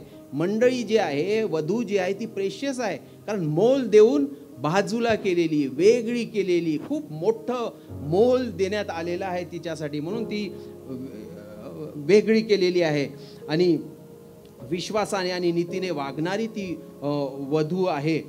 आणि म्हणून ती नित्य मत्ते 25 आम्हाला माहीत आहे, त्या 10 कुमारीपैकी 5 कुमारीची जी बोधकथा आहे, ती बोधकथा जी आहे ती तंतोतंत हिच्यासाठी जुळते, कारण ती त्यामधली एक आहे किंवा एक असेल, किंवा त्या मंडळीवरूनच ती बोधकथा घेतण्यात गेली आहे. ते वचन नाही आहे, पण तो एक संदर्भ आहे. ती बोधकथा आहे, पॅरेबल आहे. ते लोकांना म्हणजे शिकवायसाठी म्हणून ती बोधकथा आहे. अशा 5 कुमारी असावं, पण त्या सर्व गोष्टीची पूर्तता ही वधू जी आहे, म्हणजे मंडळी जी आहे ही करणारी अशी आहे, हा त्याचा अर्थ होत आहे. आणि मग दोघेही तयारीमध्ये लागलेले आहेत आणि आता वराचं येणं होत आहे त्या पद्धतीनुसार. आणि वचन वाचा ब्रदर, मत्ते 25:6 आणि 1 थेसली 4:16 आणि 17. तेव्हा मध्यरात्री अशी हाक झाली की पहा, वर आला आहे, त्याला सामोरे चला. वर आला आहे, त्याला सामोरे चला. मध्यरात्री त्या वराचं वधूकडे येणं रात्रीच्या वेळेस होणार आहे. आणि म्हणून त्याला ती घटिका कशी येणार? देवाचा दिवस, वर येण्याचा दिवस जो आहे हा चोरासारखा येणार असं वचन आम्हाला बजावून सांगते. आणि त्याविषयी आम्हाला माहीत नाही. रात्री जसा चोर येतो चोरी करायला, तो रात्री येतो, तो सांगून येत नाही. तसाच तो दिवस, तसाच तो क्षण, तशीच ती घटिका असणार आहे असं या ठिकाणी स्पष्ट आहे. 1 थेसली 4:16-17 कसा येणार? जेव्हा तो येणार तेव्हा काय काय होणार? वचन स्पष्ट आहे.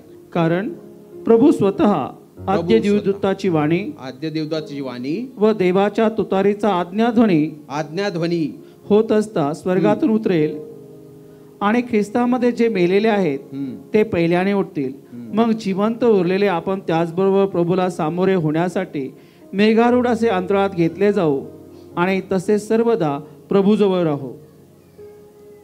वंडरफुल, फार सुंदर वचन. आता तो आपण त्यांच्या पद्धतीमध्ये, यहुदी पद्धतीमध्ये आपण बघितलं की फार मोठा आवाज होणार आहे, मोठा नाद होणार आहे आणि अशा रीतीने वराचं येणं होणार आहे. आणि हे वराचं येणं होत असताना स्वर्गदूताची वाणी हे सर्व वचन आम्ही वाचले आहे. आणि दूतासारखे ते लोक जे येणारे आहेत ते स्वर्गदूतासारखे असणार आहेत. आणि मग हे सर्व जे आहेत मेघावर अंतराळात घेतले जाणार आहेत.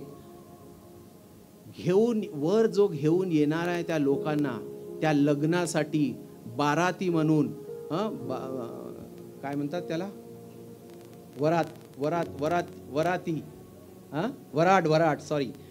वराड म्हणून जे लोक येणार आहेत कोण आहेत? जे मेलेले ते उठवले असं म्हटलेलं आहे. वचन स्पष्ट आहे. प्रभू येशू ख्रिस्त जेव्हा त्याला मारण्यात आला आणि तो जेव्हा आतमध्ये कबरेमध्ये ठेवण्यात आला, तिथं पण वचन सांगते की त्याने आतमध्ये जाऊन जे मेलेले, तेव्हापर्यंत जे मेलेले होते, मोशेपासून अब्राहमापासून तर सर्व, त्यांना जाऊन सुवार्ता सांगितली आणि ते आत्मे जे आहेत त्या आत्म्यांना सुवार्ता सांगितली आणि ते सुखलोकामध्ये त्यांची रवानगी झालेली आहेत. सुखलोकामध्ये ते पाठवण्यात आलेले आहे किंवा वेगळे करून ठेवण्यात आलेले, कारण ते देवाचे निवडलेले जण होते. म्हणून प्रभूमध्ये जे मेलेले आहेत, विश्वासणारे आहेत, त्यांच्याबद्दल इथं बोलल्या जाणार आहे. म्हणजे वचन आम्हाला सांगत आहे या लग्नासाठी वराडी कोण आहे, तो वर कोणाला घेऊन येत आहे. असे सर्व लोक पूर्वीपासूनचे. किती सुंदर गोष्ट आहे की आम्हा मंडळीच्या आमच्या लग्नामध्ये मोशे असणार, अब्राहम असणार, दावीद असणार. Isn't it wonderful? हे असं लग्न आहे, असं अद्भुत लग्न आहे. या लग्नामध्ये हे सर्व लोक राहणार आहेत, वराडी म्हणून राहणार आहेत. आणि ते सर्व लोक आद्य दूतांच्या त्या वाणीचा मोठा आवाज होणार, कारण लग्न आहे मोठं, प्रेशियस लोकांचं लग्न आहे. प्रेशियस वधू, बहुमूल्य वधू आणि सर्वश्रेष्ठ जो नवरा किंवा वर आहे त्यांचं हे लग्न आहे. आमचं हे लग्न आहे आमच्या वरासोबत. अशा रीतीने आणि वराचे वराडी जे आहेत, हे केस जे आहेत या लग्नाचे, हे सर्व लोक असणार आहेत. आणि त्या सर्व वरातीमध्ये ते येत आहेत आणि ते अंतराळात घेतल्या जातील. लग्न हे जे आहे, पिता परमेश्वर हा स्वर्गामध्ये आहे आणि पित्याला आम्ही पाहू शकत नाही. म्हणून त्या ठिकाणी जे आहे केवळ देवाची महिमा गौरव आहे. तो महिमेच्या ठिकाणी आपल्या सिंहासनावर विराजमान झालेला आहे. पण लग्न वर अंतराळात. जास्त अभ्यास केला तर आम्हाला कळते 7वा स्वर्ग, 3रा स्वर्ग, आणि म्हणून अंतराळात म्हणजे 3ऱ्या स्वर्गामध्ये हे लग्न. पण पृथ्वीवर नाही, वर होणार आहे. वर हे लग्न होणार आहे. तिथे हे सर्व स्वर्गदूत, सर्व जमा केलेले, आतून काढलेले, वरून बाहेर काढलेले, वर प्रिझर्व करून ठेवलेले, जमा करून ठेवलेले, 3ऱ्या स्वर्गामध्ये जमा करून ठेवलेले जे लोक आहेत, देवाचे स्वतःचे लोक, प्रिय लोक, त्यांना उठवून या लग्नामध्ये गेस्ट म्हणून, वराडी म्हणून बोलवण्यात येतं. आणि ते सर्व लोक या लग्नाला, तुमच्या वल्लभासोबत तुमचं जे लग्न होत आहे त्या लग्नाला ते हजर राहणार आहेत. काय सुदैवाची गोष्ट आहे. असं हे अद्भुत लग्न आहे. ते लग्न तिकडे तसं होतं आणि हे लग्न आमच्या होणाऱ्या लग्नाशी अजूनही ते तंतोतंत जुळते. आणि हे सर्व शेवटचा एक भाग. आणि आता ते वराडी सर्व अंतराळ्यात म्हणजे त्या जिथे त्या पित्याने आपला तो जो मंडप किंवा ते चेंबर तयार केलेला आहे त्या ठिकाणी ते येत आहेत. आणि आत त्या ठिकाणी सर्व वराडी जे जे आमंत्रित आहे ते सर्व लोक त्या ठिकाणी जात आहेत, आमंत्रण देणार आहे. स्पेशल लोकांना पण आमंत्रण देणार. मत्ते 22 जर वाचाल तर स्पष्टपणे कळते. पण देव निवड करणे हे देवाच्या हाती आहे. न्याय करणारा हा केवळ देव परमेश्वर आहे. कोणाला बोलवावं हे केवळ त्याच्याच हातामध्ये आहे. त्या मंडपाच्या बाहेर तर बरेच लोक आहे, बऱ्याच लोकांनी या लग्नाविषयी ऐकलेलं आहे. काही लोकांनी तर अरे जाऊ द्या काय पाहून सोडून दिलं. त्यांच्यापर्यंत ती आवाज तो वाणी ते आमंत्रण आलं होतं, काही लोकांनी सोडून दिलं. पण जेव्हा हा विवाह आणि त्याची घोषणा आणि हे सर्व गोष्टी या काळामध्ये सुरू आहे, आता ते सुद्धा त्या लग्नाकडे त्या सोहळ्याकडे आकर्षित झालेले आहेत. पण दार बंद झालेले आहेत. जे गेले, जे विशेष निवडलेले होते. आणि काही लोकांना तर जे चव्हाट्यावर आहेत, तुम्ही 22 मत्ते 22 वाचलं तर आम्हाला कळेल त्या राजाचं आमंत्रण हे सर्वांसाठी आहे. जे भेटेल चव्हाट्यावर त्या सर्वांना घेऊन या. देव कधी न्याय करत नाही. हे माझे, हे तुझे, विशेष देवामध्ये सर्वांना सारख्या रीतीने आमंत्रण आहे. कारण हे त्याची निर्मिती आहे. तो सारख्या रीतीने सर्वांवर प्रीती करतो. म्हणून या लग्नाचं आमंत्रण देताना तो सर्वांना त्याने बोलवलेला आहे. काही आत गेलेले आहे, काही बाहेर आहेत. आणि तो जो मित्र आहे त्या पद्धतीनुसार मित्राने त्याच्या वराच्या विशेष लोकांनी, काही विशेष लोकांनी त्या दाराच्या बाहेर राहायचं असायचं. आणि आतमध्ये आता लग्नविधी सुरू होणार आहे. आतमध्ये प्याला परत, दुसरा प्याला परत एक्सचेंज होत आहे. ह्या पद्धतीचा भाग आहे, त्याबद्दल आपण बोललेलोच आहोत.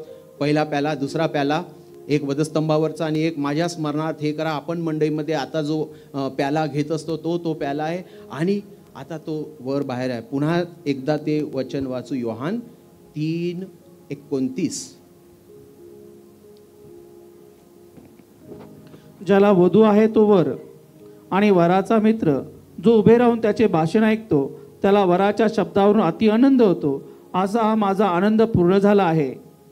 आज जे लग्न होत आहे, योहान आणि प्रभू येशूविषयी योहान बोलत आहे त्याच्या शिष्यांना.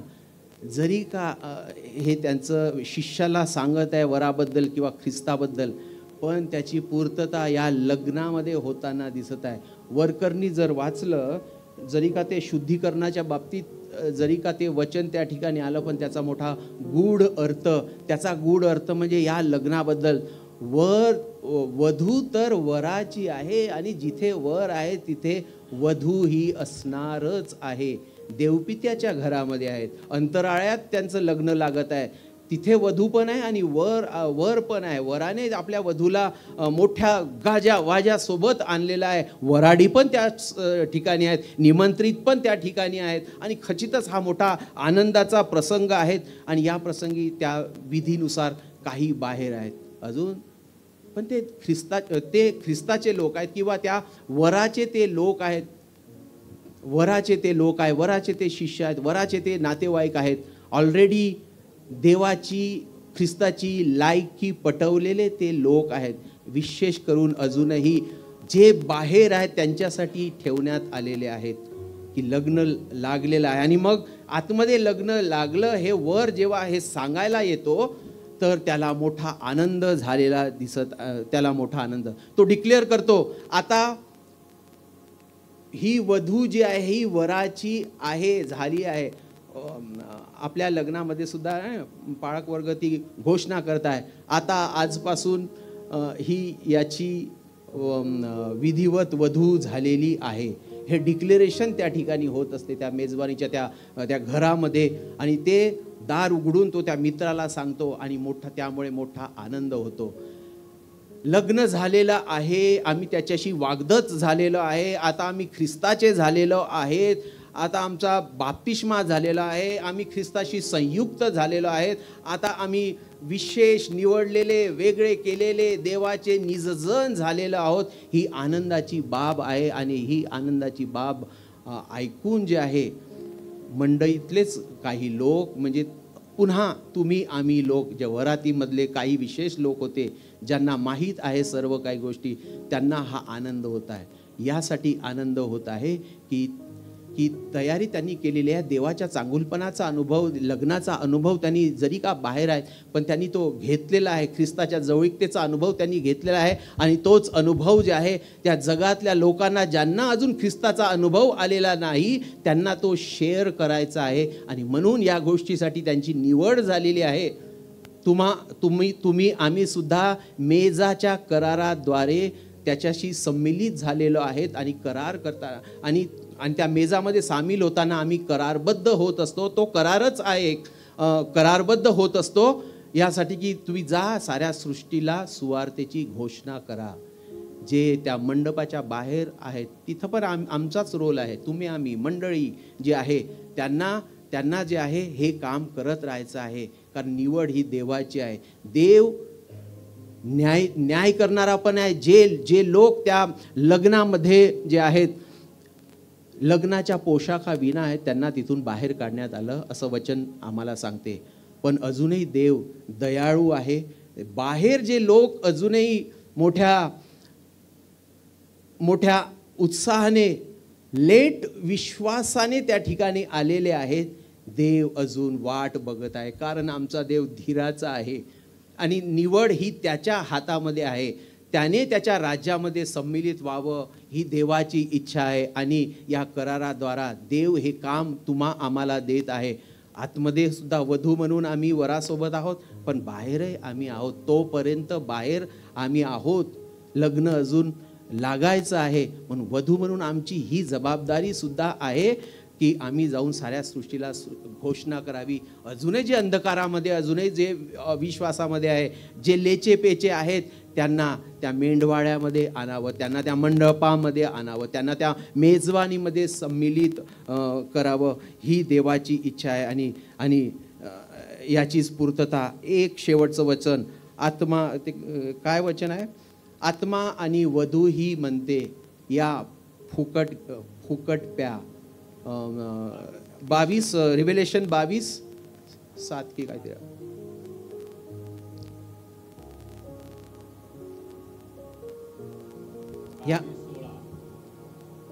या गोष्टी आत्मा व वधूही म्हणतात, ऐकणारी म्हणून ताणेला येऊ आणि ज्याला पाहिजे तो जीवनी पाणी फुकट घेऊ. लग्नाद्वारा त्या मेजवानीमधून जीवनाचं पाणी, मेजवानीमध्ये, लग्नाच्या मेजवानीमध्ये सम्मिलित होणं म्हणजे फुकट आम्हाला सर्व मिळणार आहे. यासाठी तुम्ही आमंत्रित केल्या गेलेला आहे. सर्व जग, सर्व पृथ्वीवरील सर्वांना ते आमंत्रित आहे. कारण देव पक्षपाती नाही, देव फेवरिटिझम करत नाही, फेवर करत नाही. आणि म्हणून तो सर्वांना बोलवत आहे. आणि ही जबाबदारी त्याने आता ते होईपर्यंत आम्हाला दिलेली आहे. म्हणून वधूही म्हणत आहे आणि आत्माही म्हणत आहे. ख्रिस्ताचा आत्मा जो आम्हाला या सर्व गोष्टीसाठी, कराराचं पालन करण्यासाठी मध्यस्थी करत आहे, सहाय्य करत आहे, सामर्थ्य देत आहे, बळ पुरवत आहे, तो आणि आत्मा दोघेही म्हणत आहे की या फुकट तुम्हाला जीवनाचे पाणी फुकट देण्यात येत आहे, ते प्या. आणि पिण्यासाठी, सम्मिलित होण्यासाठी बोलवत आहे. आणि अशा रीतीने ही जी मेजवानी, हा जो समारंभ, हा जो वाग्दत होण्यापासून तर लग्न होण्यापर्यंतचा हा जो सोहळा आहे, ही जी प्रेमाची गोष्ट आहे, ही जी लग्नाची गोष्ट आहे, अशा रीतीने चालत येत आहे. ही केवळ आम्ही कुठे आहोत, आमचा रोल कुठे आहे मंडळी म्हणून, ख्रिस्ताची वाग्दत वधू म्हणून, हे आम्ही थोडक्यात जाणून घेण्याचा प्रयत्न करू नये. म्हणून आम्ही त्या कुमारिकेप्रमाणे आपल्या वराची वाट बघत जागृत राहणं आम्हाला गरजेचं आहे. तो विश्वासाने आम्हाला ओळखेल. जरी का रात्रीच्या वेळेस तो येईल, आम्ही पांघरलेले असू, रात्रीचा समय असेल, मिनमिनती वात, तो दिवा मिनमिनता असेल, पण प्रभू विश्वासाने आम्हाला ओळखणार आहे आणि आम्ही सुद्धा आमच्या वल्लभाला ओळखणार आहोत. कारण या सर्व काळामध्ये देव त्याचे प्रीतीचे संबंध आमच्याशी अशा रीतीने निर्माण करत आहे. हा त्याचा लग्नाचा विधी आहे, लग्नाची गोष्ट आहे, प्रेमाची गोष्ट आहे.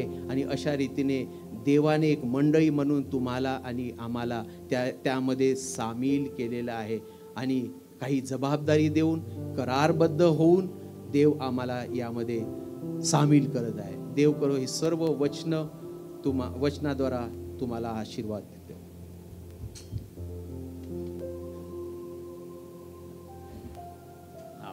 मी वचनाचा उपदेशाचा शेवट करणार. त्या ह्या हा, त्याच्या अगोदरचं वचन वाचा. नीतिसूत्र 31 काढलं ना? 31 शेवटचा अध्याय नीतिसूत्राचा. ती आपणासाठी त्याच्या अगोदरचं 21 पण वाचा. आपल्या कुटुंबाकरिता आपल्या कुटुंबाकरता तिला बर्फाचे भय वाटत तिला नाही, बर्फाचं भय वाटत नाही, कारण तिचे सर्व कुटुंब तिचे सर्व कुटुंब किरमी बनात पांघरलेले असते. पुढं ती आपणासाठी ती आपणासाठी वेल बुट्टीदार पलंगपोस करीते. वेल बुट्टीदार पलंगपोस करते. तिचे वस्त्र तलम तागाचे. पुन्हा तिची वस्त्र कशी आहेत? तलम आणि तागाची आहेत. पुढं व जांभळे आहे. हालेलुया, जरा जोरात म्हणा हालेलुया. हालेलुया. आता इथं ही वस्त्र वराकडनं आले ते रहस्य आहे पा. तलम आहेत, तागाची आहेत, पवित्र आहेत, आणि तिचा रंग कसा आहे? त्या वस्त्राचा रंग कसा आहे? जांभळा. जांभळा. हालेलुया.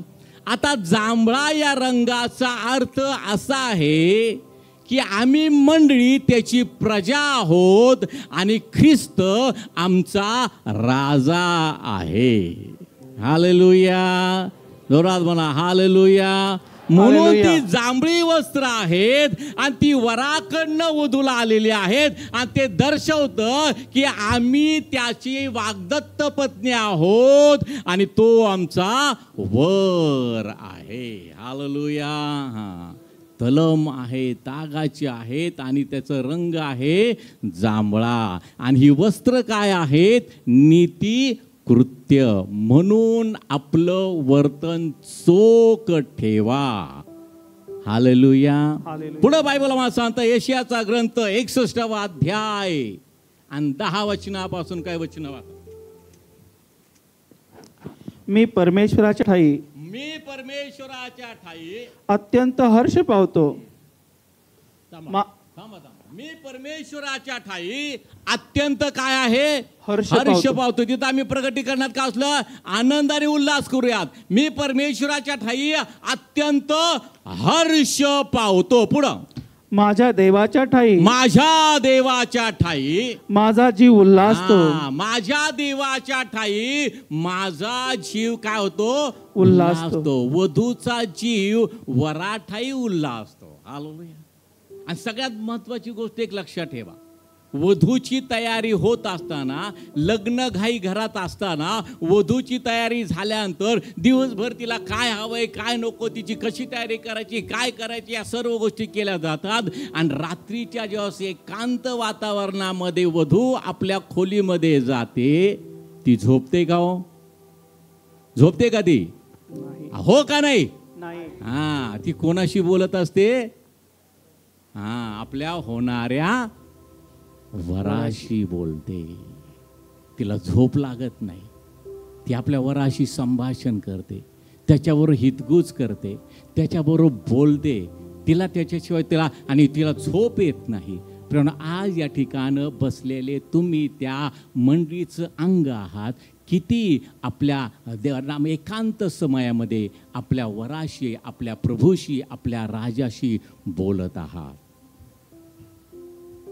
लग्नाची गोष्ट आहे प्रियानो. ती स्वतःला सजवत असताना ती थकत नाही, आणि जरी दिवसभर थकली तरी रात्री तिच्यामध्ये एक उत्साह असतो. ती आपल्या वराशी संपर्क साधते, आपल्या वराशी ती बोलत असते. आमेन. ही झाली लग्नाची तयारी. म्हणून मी तुम्हाला नेहमी सांगतो की मी माझ्या प्रभूशी किती जडलेलो आहे, त्यावरनं तुम्ही त्या लग्नाला किती उत्सुक आहात हे सिद्ध होतं. आमेन. कल्पना करा की तुम्ही आपल्या वराशी, आपल्या आणि प्रभूशी हितगुज करत आहात, आणि त्याच वेळेला आम्ही पाहतो नाद झालाय. आम्ही पाहतो ते तुतारीचा नाद झालाय. आद्य दिव्य दूतांची वाणी, देवाच्या तुतारीचा आज्ञाध्वनी, आणि ते संभाषण चालू असतानाच वर आला आणि आम्ही उचललं जाणं कितीतरी अद्भुत आहे. आणि ही फार महत्वाची गोष्ट आहे प्रिया. मी त्याच्यातही आनंद करतो, उल्हास करतो. आणि पुढे वाचा त्या यशायाच्या ग्रंथामध्ये, कारण जसा नवरा शेला पागोटे लिहून स्वतःला याजकासारखा मंडत करीतो, आणि आमचा जो वर आहे तो मुख्य याजक आहे. हालेलुया. तो स्वतः वधवायचा कोकरा म्हणून आला, स्वतः वधस्तंभावर त्याने अर्पण केलं. ते निष्कलंक रक्त घेऊन तो मुख्य याजक या नात्याने स्वतः त्या परमपवित्र स्थानामध्ये गेला. त्या ठिकाणी ते अर्पण देवाला सादर केलं. पित्याने ते अर्पण स्वीकारलं आणि लग्नाच्या करारावर शिक्कामोर्तब झाला. हालेलुया. आणि म्हणून आता आम्हाला तयारीला लागायचं आहे. पुढे काय लिहिलं आता? व नवरी जशी पहा, नवरी कशी? जशी अलंकाराने स्वतःला भूषित करीते. अलंकाराने स्वतःला भूषित करते म्हणजे स्वतःला सजवते. तशी त्याने मला तारणाची वस्त्रे नेसविली आहे. अलंकाराने स्वतःला काय करते वधू? भूषित करतात. अलंकार कशाचं दर्शक आहे? पटकन, अलंकार कशाचं दर्शक आहे? अलंकार सोन्याचे घडवले जातात, बरोबर आहे. आमेन. सोनं विश्वासाचं दर्शक आहे. त्या सोन्याच्या दागिन्यामध्ये त्या आणि मोती किंवा हिरे आम्ही पाहतो आहेत. आम्ही पाहतो बायबलमध्ये सांगतं सद्गुणी स्त्री कुणाला प्राप्त होतं तिचं मोल कसं आहे? मोत्याहून अधिक आहे. अलंकार हे देवाच्या वचनाचं दर्शक आहे. हालेलुया. आम्ही वचनानं स्वतःला सजवतो म्हणजे आम्ही त्या अलंकारानं स्वतःला भूषित करतो, वधू या नात्याने किंवा मंडळी या नात्याने. हालेलुया. म्हणून आमचं लक्ष देवाच्या वचनाकडे असावं. हे वचन आमच्यासाठी अलंकार आहे, वधूसाठी त्या वधूचे ते अलंकार आहेत आणि ते वधूकडे असणं गरजेचं आहे. वधूचा कान कधी रिकामा नसतो, वधूचे हात कधी रिकामे नसतात, बांगड्या असतात, बोटं वेगवेगळे आणि अंगठ्यांनी सजवलेले असतात. प्रियानो, कराराचे ते दर्शक आहे. आमेन. हालेलुया. अलंकाराने स्वतःला भूषित करते प्रियानो. आणि म्हणून आम्ही आध्यात्मिक दृष्ट्या वधूनं आम्ही पाहतो मंडळीनं स्वतःला सजवलं पाहिजे. ती वस्त्र आमची नीतिकृत्य आहेत, आम्ही ती नीतिकृत्य केली पाहिजे. स्वार्थ सांगितली पाहिजे, वचनाप्रमाणे आचरण केलं पाहिजे, विश्वासामध्ये स्थिर राहिलं पाहिजे. येणारा तो येईल, विलंब करणार नाही, माझा नीतिमान विश्वासानं वाचेल. आता दुसरं एक महत्वाची गोष्ट, नवरी मुलगी नटण्यासाठी सजण्यासाठी कुठं ती प्रवेश करते? कुठं जाते ती? Beauty parlour. हां, जोरात बोला, लाजू नका, जोरात बोला. मला नटायला चांगलं राहायला खूप आवडतं. हालेलुया. कुठं जाते वधू?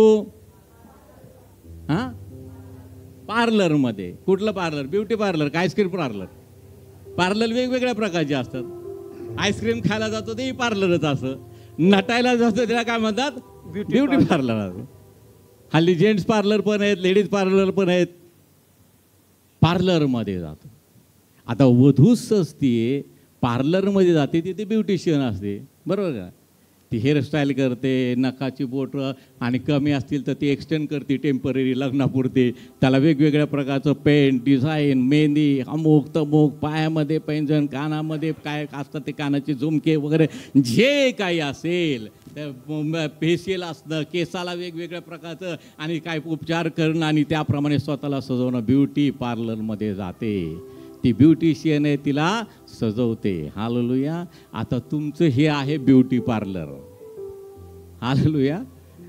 आता मुलींच्या सजवण्याला ब्युटिशियन म्हणतात. आता जेंट्स पार्लरमध्ये जो काम करतो त्याला काय म्हणतात? काय हो, त्याला शब्द आहे का? ब्युटिशियनच्या विरुद्ध काय पुरुषाला काय म्हटलं जातं? जे काय असेल, ह्या ब्युटी पार्लरला तुम्हाला सजवणारा मी तुमचा माणूस आहे. हालेलुया. मंडळीचे वडील तुमचे तुम्हाला सजवणारे लोक आहेत. हालेलुया. आता ते सजवून घेणं हे तुमचं काम आहे. जे वचन मी तुम्हाला दर आठवड्याला सांगतो, मंडळीचे वडील तुम्हाला दर आठवड्याला सांगतात, ते काय प्रियानो? तुमच्यावर होत असलेल्या सौंदर्याचे उपचार आहे. तुमचं तेज वाढवण्यासाठी वस्त्र तर देवाने दिलेली आहेत. हालेलुया. पण मंडळीची तयारी करण्याची जबाबदारी मंडळीच्या पालकांकडं आहे, हालेलुया, मंडळीच्या वडिलांकडं आहे. आणि मी तुम्हाला अशा रीतीनं सजवण्याचा नेहमी प्रयत्न करत असतो, पण तुम्ही त्या पद्धतीने ते ग्रहण करून त्याप्रमाणे स्वतःला सजवून आणि ती कृत्य नीट रोजच्या जीवनामध्ये ते करून स्वतःला तयार करा, स्वतःला सजवा. पुन्हा सांगतो, येणारा तो येईल, विलंब करणार नाही, माझा नीतिमान विश्वासानं वाचेल. हालेलुया. समजलं का? हालेलुया. आजच्या संदेशाचा हा शेवट आहे. म्हणून मी ब्रदरांनी जरी प्रार्थनेला तुम्हाला उभं केलं असतं तरी मी म्हणणार होतो, बसा जरा खाली, आपण थोडंसं बोलूयात. हालेलुया. Final touch-up. हालेलुया. एकदा टाळ्या वाजवूयात, वराबद्दल टाळ्या वाजवूयात, वधूबद्दल टाळ्या वाजवूयात. हालेलुया.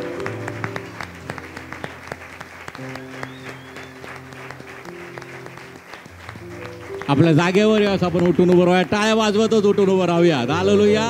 कारण कोकऱ्याचं लग्न निघालेलं आहे आणि वधू स्वतःची तयारी करत आहे का नाही तयारी? किती जणांची तयारी आहे? हालेलुया. घ्या.